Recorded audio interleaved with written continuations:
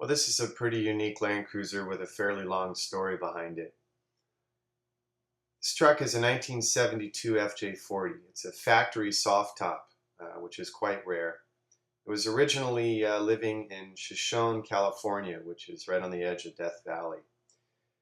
It lived there until 1987, at which time it was retired and sold for parts, oddly enough, although it was all complete with great integrity.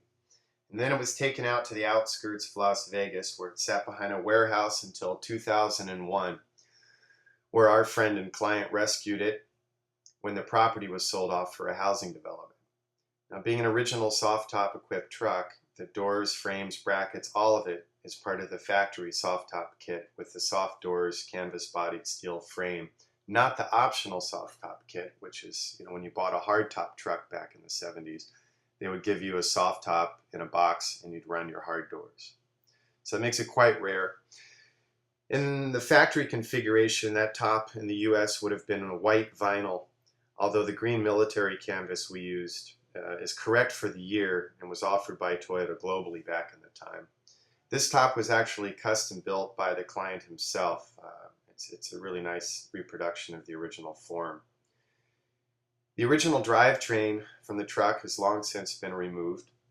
TLC restored this truck at the client's request, and we placed a 3B diesel and an H55F 5-speed from a 24-volt Canadian May of 1984 model BJ42.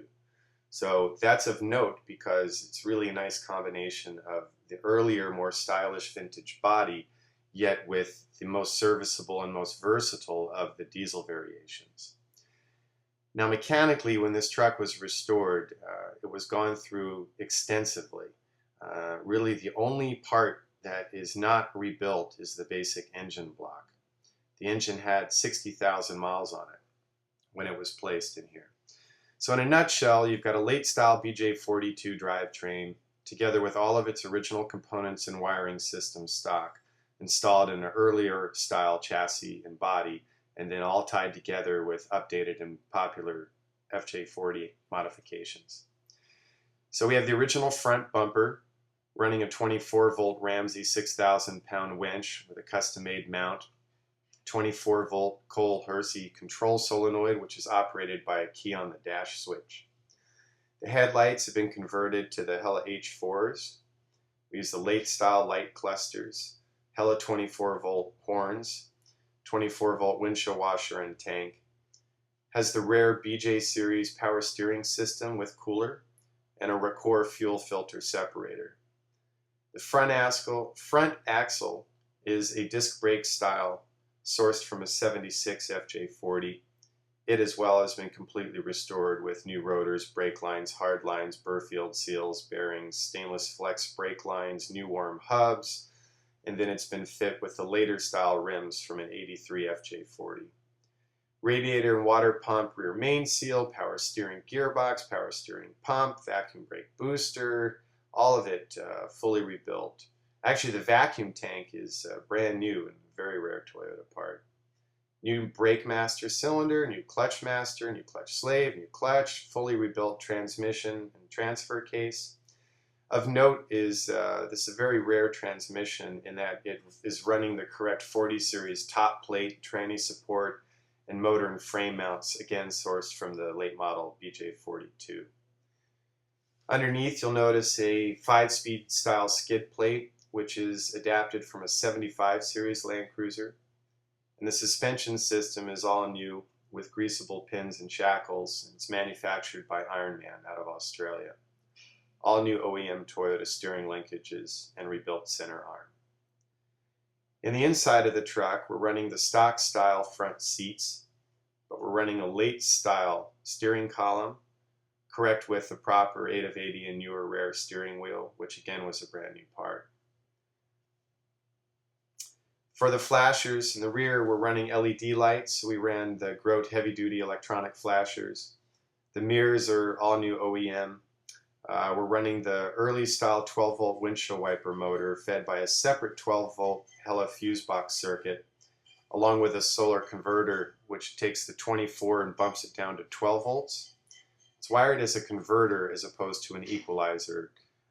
in essence to feed the 12-volt hella fuse box and any other 12-volt components you'd like to add.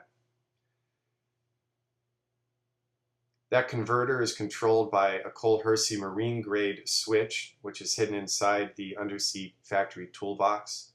Also on the dash, you'll notice a switch that controls the 24-volt fuel transfer pump.